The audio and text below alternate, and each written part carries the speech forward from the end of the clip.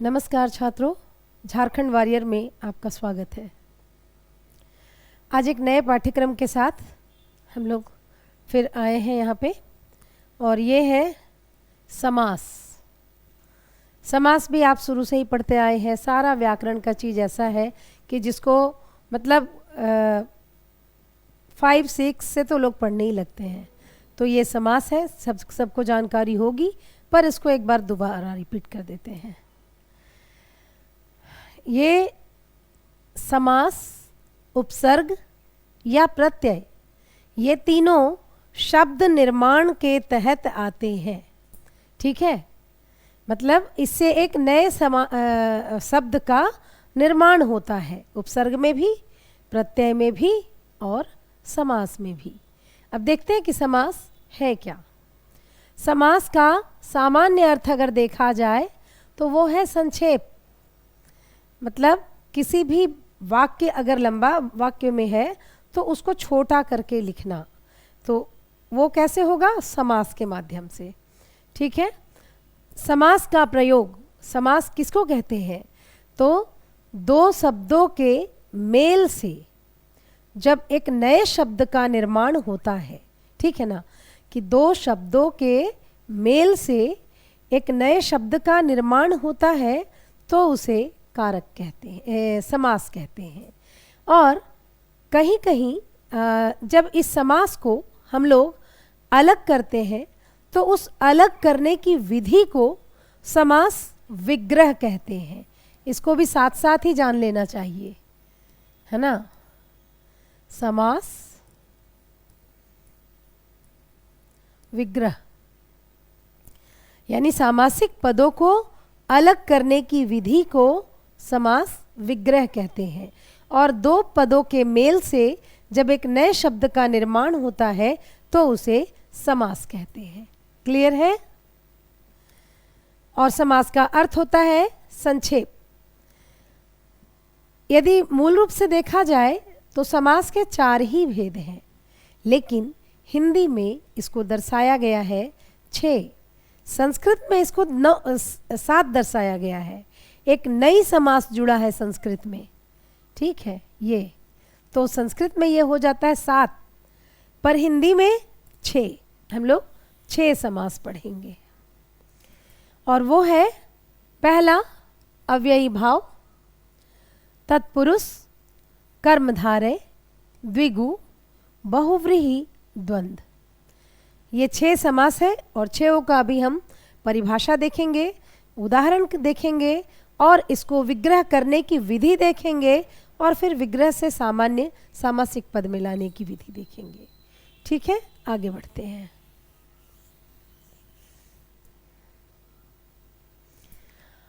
सबसे पहले अव्ययी भाव समास क्या है?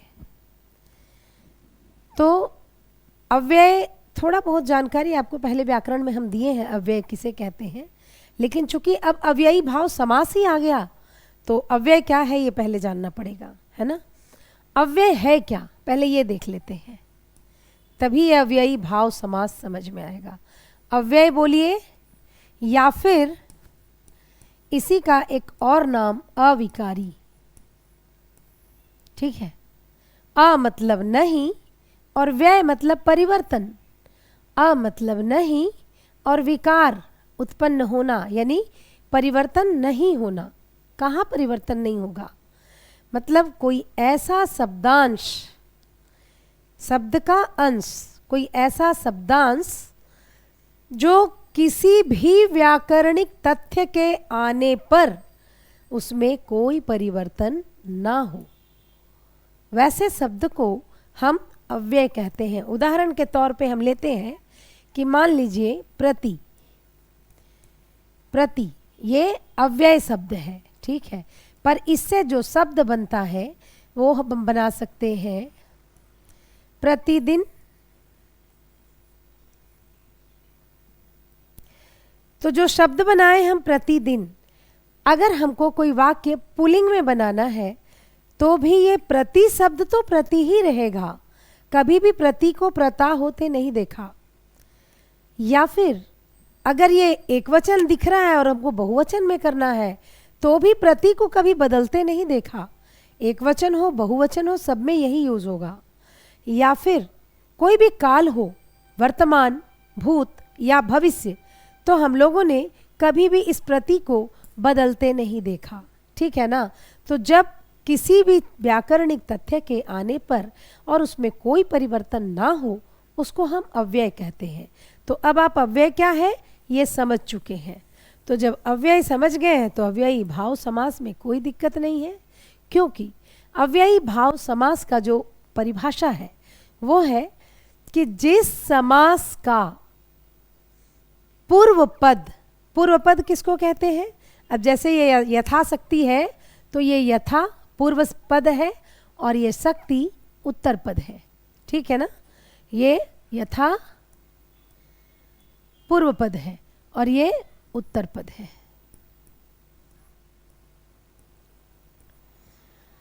तो क्या है कि जो पूर्व पद है वो अव्यय होता है और उत्तर पद प्रधान होता है। तो हम उसको कहते हैं क्या, अव्ययी भाव समास।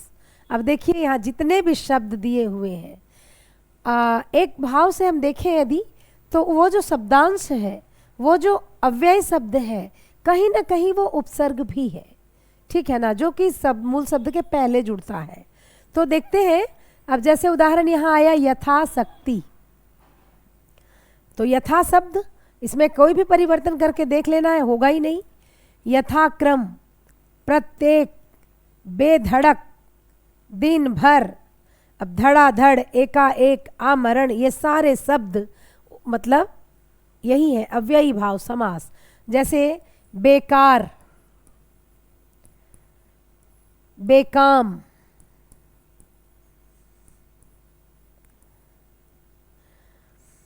जैसे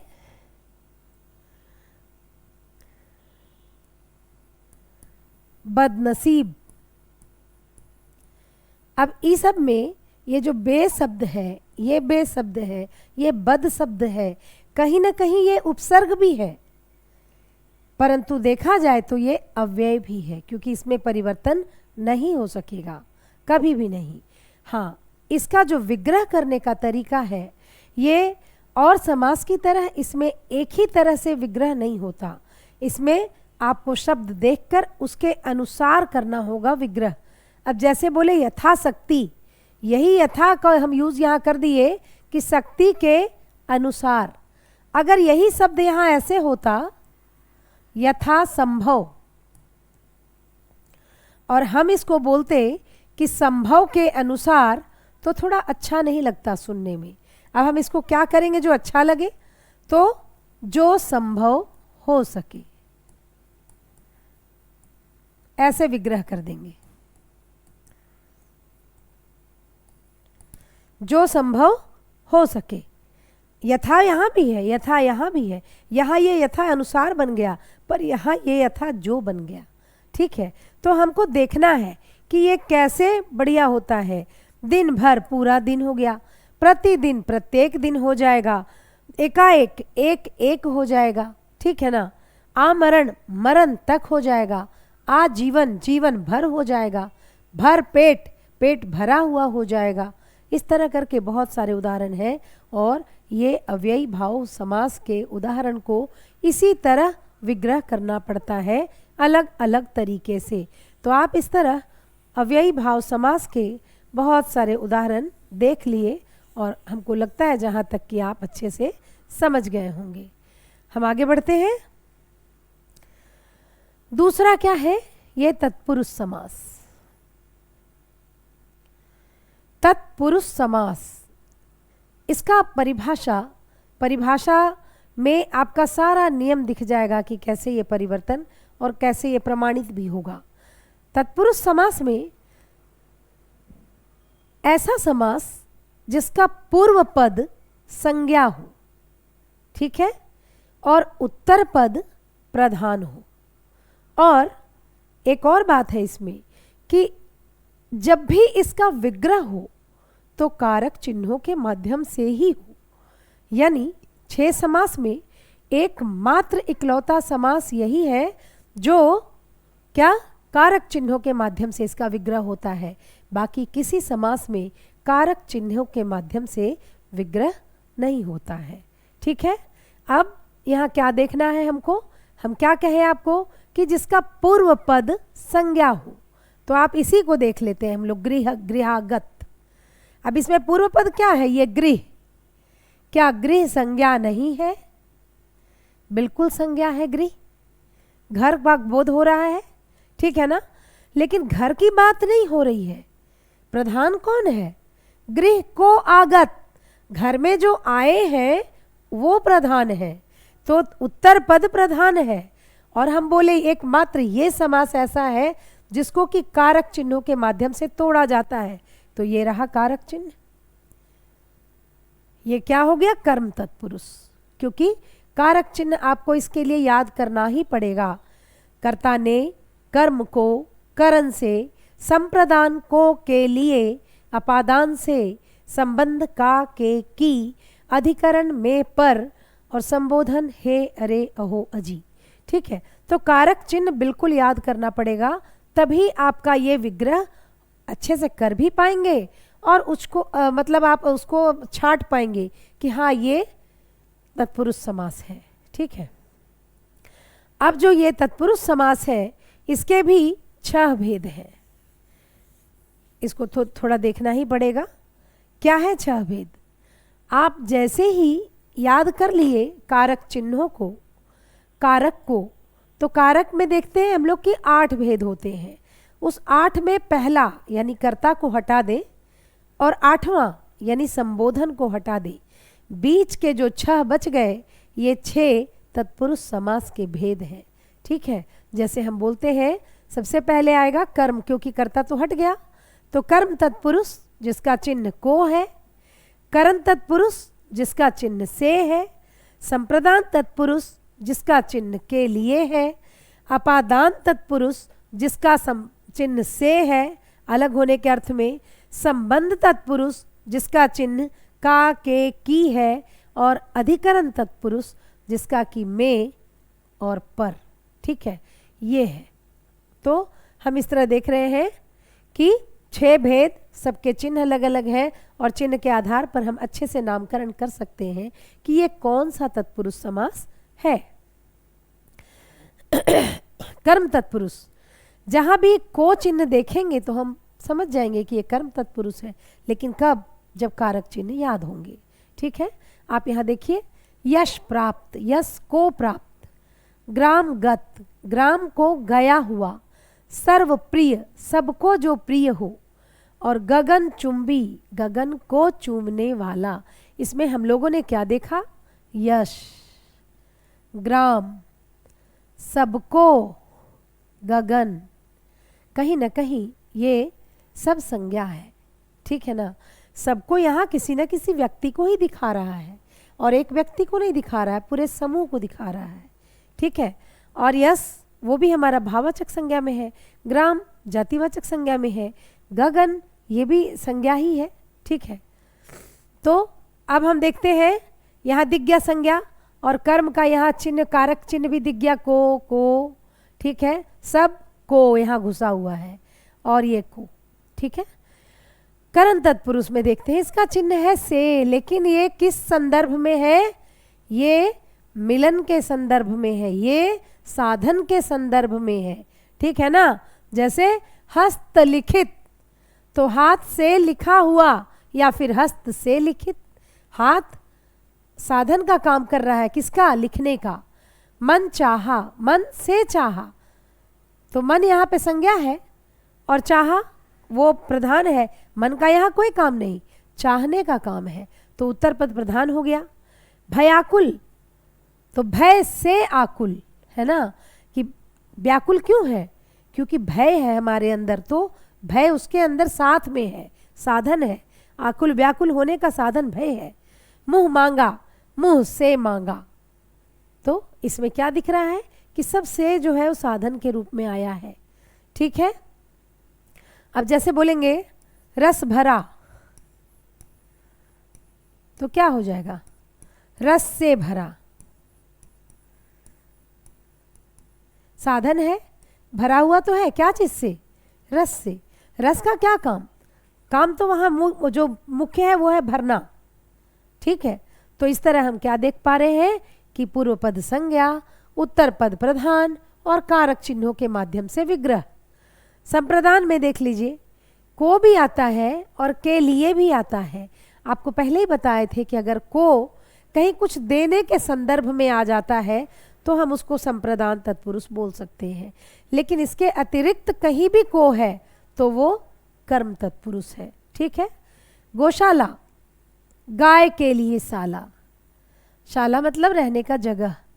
परीक्षोपयोगी, परीक्षा के लिए उपयोगी, मतलब कोई भी नोट्स वगैरह है अगर तो किस लिए है? वो परीक्षा के लिए उपयोगी है।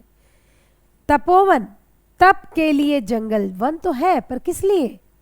तप के लिए। ठीक है, प्रतीक्षालय, प्रतीक्षा के लिए आलय, घर तो है पर किसके लिए? प्रतीक्षा के लिए। विद्यालय, विद्या के लिए आलय। ठीक है, तो इसमें भी हम वही देख पा रहे हैं कि संज्ञा है और कारक चिन्ह के माध्यम से विग्रह है और क्या है? उत्तर पद प्रधान है। ठीक है, अब हम लोग अगला देखते हैं। 3 तो देख लिया और 3 देख लेते हैं। ठीक है, अपादान तत्पुरुष, इसमें भी से है पर ये अलगाव के संदर्भ में आता है, अलग करवाता है। क्या है? ऋण मुक्त, ऋण से मुक्त, मुक्त तो हो गए क्या चीज से? कर्ज से। ठीक है ना। कर्तव्य विमुख, अपने कर्तव्य से विमुख हो गए, दूर हो गए। धर्म से भ्रष्ट, है ना, धर्म भ्रष्ट। नेत्र से हीन, अब जैसे बोले पथ भ्रष्ट तो पथ से भ्रष्ट। अब जैसे बोलेंगे रोग मुक्त तो रोग से मुक्त, रोग से मुक्त, है ना। तो क्या है? हम रोग से आजाद हो रहे हैं, हम अलग हो रहे हैं, तो अलगाव का भाव आ गया ना, अलगाव का भाव आ गया। इस तरह ये था अपादान तत्पुरुष। और अब देखते हैं संबंध तत्पुरुष। इसमें आता है का, के, की, जहां की रिलेशन दिखाए, संबंध दिखाए। कैसे?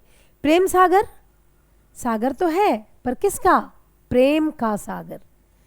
मृत्यु दंड, किस क्या दंड मिला? मृत्यु का दंड मिला उसको। पूंजीपति, पूंजी का पति। जीवन दान, जीवन दान तो मिला क्या चीज का? तो जीवन का दान मिला। दिनचर्या क्या है?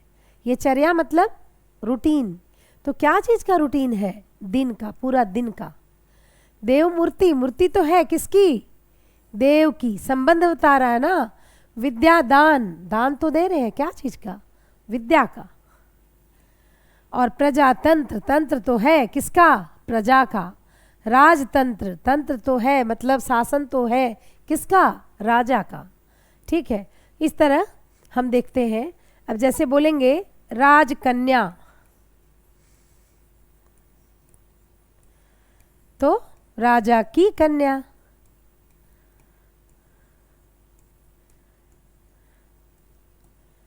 राजा की कन्या, है ना। इस तरह हमारा यह अपादान और संबंध हो गया। आगे देखते हैं।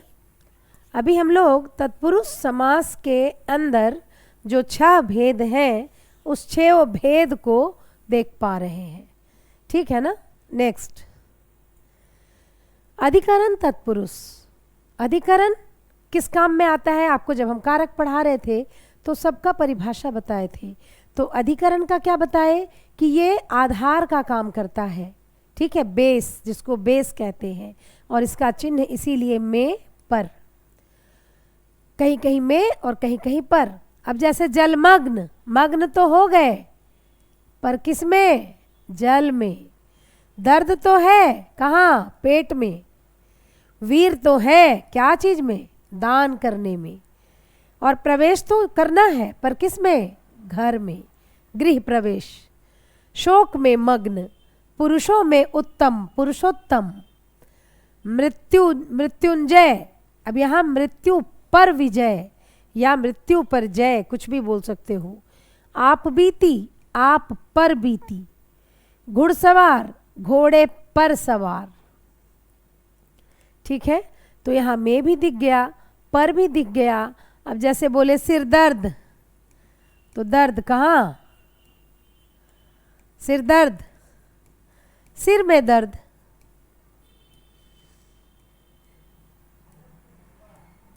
ठीक है, ये था हमारा अधिकरण तत्पुरुष। कोई डाउट तो है नहीं, क्योंकि सब सिंपल है और सब पढ़ा हुआ है और ऐसे भी एकदम क्लियर होता जा रहा है। आगे आते हैं। अब आते हैं कर्मधारय समास। क्या है ये कर्मधारय समास? कर्मधारय समास का परिभाषा है कि वैसा समास जिसका पूर्व पद विशेषण हो और उत्तर पद विशेष्य हो। ठीक है, विशेष्य किसे कहते हैं ये आपको हम बता चुके हैं जब हम विशेषण पढ़ाए हैं, और विशेष्य भी बताए, प्रविशेषण भी बताए, विशेषण भी बताए। तो यहाँ तो कहीं डाउट है नहीं कि हमको फिर से विशेषण बताना है। तो आप इतना ही समझिए कि जिस समास का पहला पद विशेषण हो और उत्तर पद विशेष्य हो, उसी को हम कर्मधारय समास कहते हैं। ठीक है, अब देखिए, जैसे नील कमल आ गया ना, पूर्व पद विशेषण, कैसा रंग है? नीला। पर किसका? कमल का, क्योंकि कमल यहाँ विशेष्य है, ये विशेष्य बनकर आया है कमल। ठीक है, अब हम इसको तोड़ रहे हैं कैसे? तो नीला कमल। पर तोड़ने का आपको इसको तरीका बताएं, जैसे यहाँ सेकंड वाला में है कि नील गाय, तो यहाँ रंग तो बता रहा है, ये विशेषण है, और ये गाय जो है ये क्या है? ये विशेष्य है।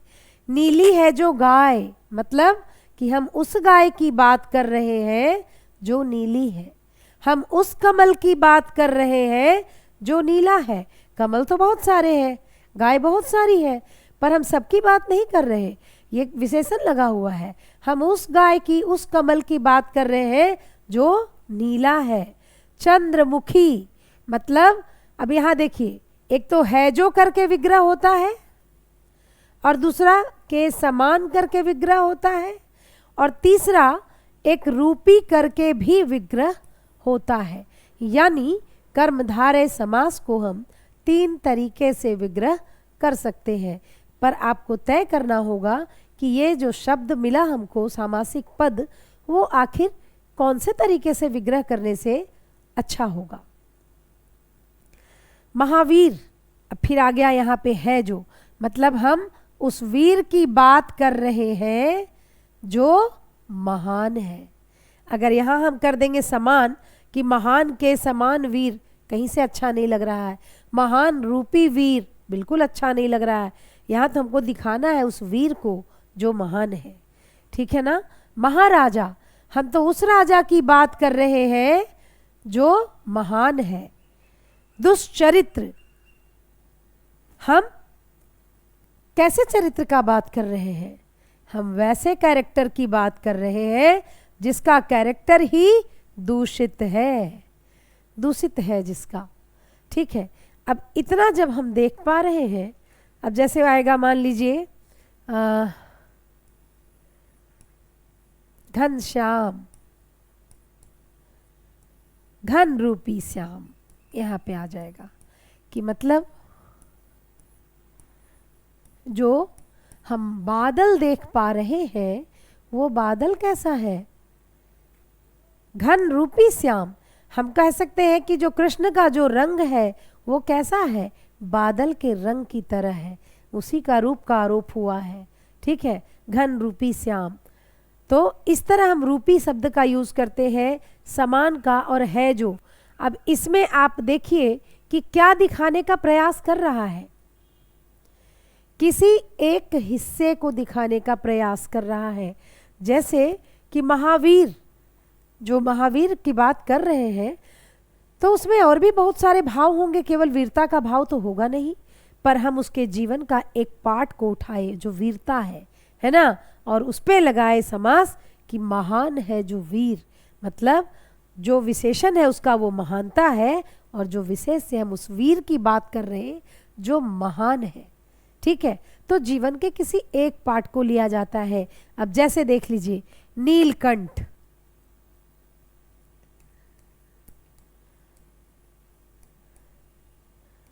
हम इसको अगर विग्रह कर देंगे, नीला है जो कंठ, मतलब कि हम उस कंठ की बात कर रहे हैं, उस कंठ की बात कर रहे हैं जो नीला है। कंठ तो बहुत है, अब हम पूरे शिव जी की बात नहीं कर रहे, हम केवल उस कंठ की बात कर रहे हैं जो नीला है। ठीक है, अब जैसे हम बोलेंगे पीतांबर,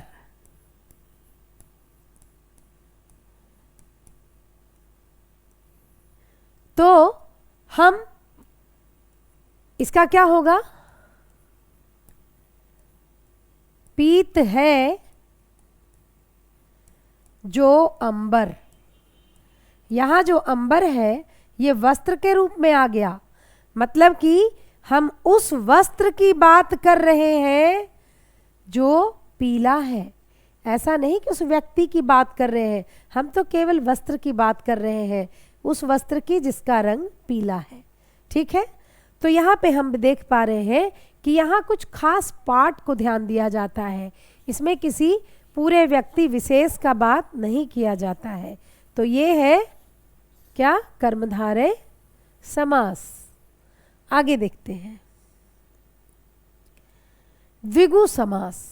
द्विगु समास में क्या होता है, ये तो एकदम सरल है, आप इसको ऐसे समझिए कि ये है द्विगु, और इसका जो पहला पद है वो क्या है, ये क्या दिखा रहा है, द्वि का मतलब क्या होता है, द्वि का मतलब संस्कृत में ये है और इसका हिंदी होता है दो, और दो है तो दो क्या है, गिनती का शब्द है ना। यानी कि वैसा सामासिक पद जिसका पूर्व पद संख्यावाची हो, है ना गिनती की बात। ठीक है, जिसका पूर्व पद संख्यावाची हो वही होता है द्विगु समास। अब इसमें देखिए चौराहा, तो क्या है, चौ मतलब चार, चार राहों वाला या चार राहों का मिलन। त्रिवेणी, यहाँ तीन, तीन वेणियों का समूह, तीन धाराओं का समूह। नवग्रह, नौ गिनती 9, मतलब 9 ग्रहों का समूह। पंचमणि, 5 मणियों का समूह। सप्तर्षि, 7 ऋषियों का समूह। अष्टाध्यायी, 8 अध्यायों का समूह। सप्ताह, 7 दिनों का समूह। ठीक है, अब जैसे देखिए द्विरागमन, मतलब दूसरी बार आगमन। द्वि मतलब दो, ठीक है, तो 2 का हो गया, 3 का 4, 5 का हो गया। अब षटकोण,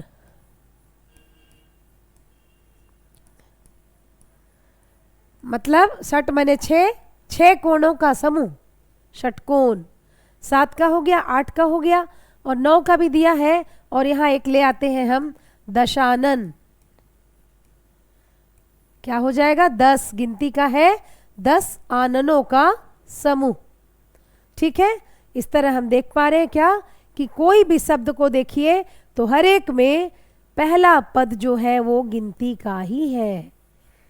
ठीक है, कहीं भी दूसरा कुछ नहीं है, केवल गिनती का है।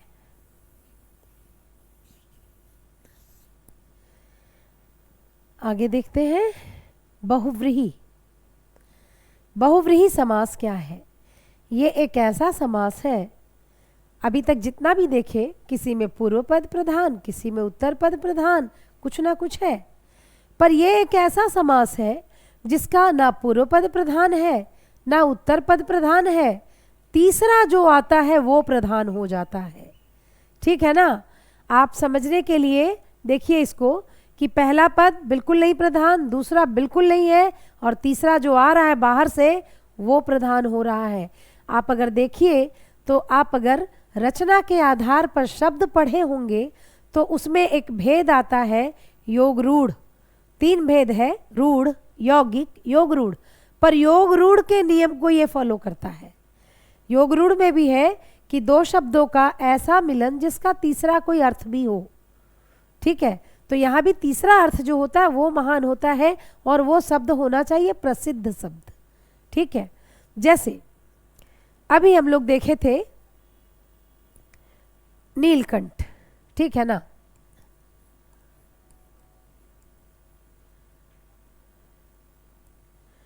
नीलकंठ देखे थे। अब इस नीलकंठ में अभी हम बोले थे क्या कि एक सेकंड,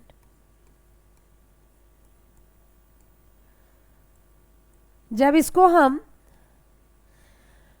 कर्मधारय के तरीका से तोड़े थे तो कैसे तोड़े थे कि नीला है जो कंठ, मतलब उस कंठ की बात कर रहे थे जो नीला है।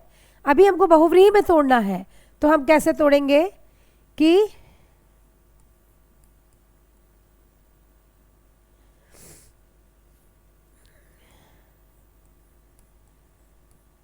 नीला है कंठ जिसका। तो सबको मालूम है कि एक ही ऐसे देव हैं जिनका कंठ नीला है और वो है भगवान शिव। ठीक है, तो नीला है कंठ जिसका। आप जैसे ही अंत में जिसका लगाए एक क्वेश्चन बना कि किसका, अर्थात शिव। अब यहाँ जो शिव ये तीसरा जो नाम आया तो नीलकंठ प्रधान नहीं है, ना नीला प्रधान ना कंठ प्रधान, प्रधान हो गए शिव। कि नीलकंठ बोल रहे हैं तो सीधे ध्यान जाएगा शिव पर। ठीक है, ये है बहुव्रीहि समास। अभी जैसे कि आपको बता रहे हैं, एक और उदाहरण दिए थे पीतांबर। पीतांबर में भी हम जब हम उसको कर्मधारय में तोड़े तो क्या बोले कि पीत है जो अंबर, यानी हम उस वस्त्र की बात कर रहे हैं जो पीला है। अभी हमको इसको बहुव्रीहि में तोड़ना है तो हम कैसे तोड़ेंगे कि पीत है अंबर जिसका। ये जिसका शब्द को लास्ट में लाने से अपने क्वेश्चन बन जाता है। पीत है अंबर जिसका यानी पीला है वस्त्र जिसका। किसका? विष्णु, इन्हीं का तो वस्त्र पीला है। तो आ गया अर्थात में विष्णु कि पीत है अंबर जिसका। जैसे ही जिसका लगता है तो कोई व्यक्ति विशेष का ही नाम आएगा तो वो आ गया अर्थात विष्णु। तो ये पीत भी प्रधान नहीं है, अंबर भी प्रधान नहीं है, दोनों को मिलाकर ये तीसरा जो उत्पन्न हुआ विष्णु वो प्रधान है। ठीक है, तो आपको इस तरह ये समझ में जरूर आ गया होगा कि एक ही सामासिक पद को यदि अलग अलग तरीके से तोड़ा जाए, विग्रह किया जाए तो वो समास अलग हो सकता है। ठीक है ना, आगे देखते हैं। जैसे इसका देखिए बहुत सारा उदाहरण दिया है। चतुर्भुज, 4 भुजा वाले विष्णु है। महादेव, महान है जो देव शिव।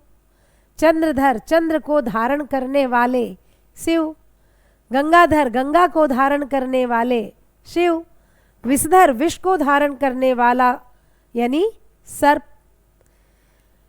यहां भी शिव ही होगा, सर्प नहीं होगा, क्योंकि विष को धारण कौन किए, माने सर्प को धारण कौन किए तो शिव। मुरलीधर, मुरली को धारण करने वाले मतलब कृष्ण। ठीक है ना, इस तरह करने वाले से भी आ जाता है और जिसका अंत में लगाने से भी आता है। अब जैसे अभी आपको वहां दिखाए थे हम दशानन, और हम बोले कि 10 आननों का समूह, और वो हो गया द्विगु क्योंकि 10 गिनती का है। पर यदि हम इसको ऐसे विग्रह करेंगे कि 10 है आनन जिसका। किसका? अर्थात रावण। हम लोग कभी भी रावण दहन देखने जाते हैं तो कोई कहता है कि दशानन वध देखने चलो। सभी लोग प्रसिद्ध शब्द का इस्तेमाल करते हैं कि रावण वध देखने चलो। तो प्रसिद्ध शब्द कौन है? ये रावण। तो ना तो प्रधान दस हुआ, ना तो आनन हुआ, और तीसरा पद जो रावण आया ये हो गया प्रधान। यही तो है कर्मधारय बहुव्रीहि। ठीक है, और एक और समास आपका बाकी रह गया, उसको हम दिखाते हैं, और ये है द्वंद्व। ऐसे भी लिख सकते हैं द्वंद्व को, और द्वंद्व को हम ऐसे भी लिख सकते हैं। लेकिन जब आप ऐसे लिखेंगे तो इसी में आपको डेफिनेशन दिख जाएगा। ये द्व और ये द्व, क्या दोनों वर्णों में कोई फर्क है? बिल्कुल नहीं, डेफिनेशन यही छिपा है। क्या? वैसे सामासिक पद जिसका दोनों पद प्रधान हो, एक दूसरे के बिना दोनों अधूरे हो, ठीक है ना, वो होता है द्वंद्व समास। और बीच में जो ये आधा न दिख रहा है ये बन जाता है योजक चिन्ह जब हम इसका विग्रह करते हैं। जैसे माता पिता, ऐसे प्रश्न आता है। अब इसको विग्रह करना है तो कैसे? माता और पिता, ठीक है ना। गुरु शिष्य, तो गुरु और शिष्य, इस तरह होगा। यानी कि जहां भी ये योजक चिन्ह लगा है उस जगह पे और हो जाता है, और इस तरह करके ये विग्रह होता है। तो द्वंद्व समास बिल्कुल बहुत आसान है।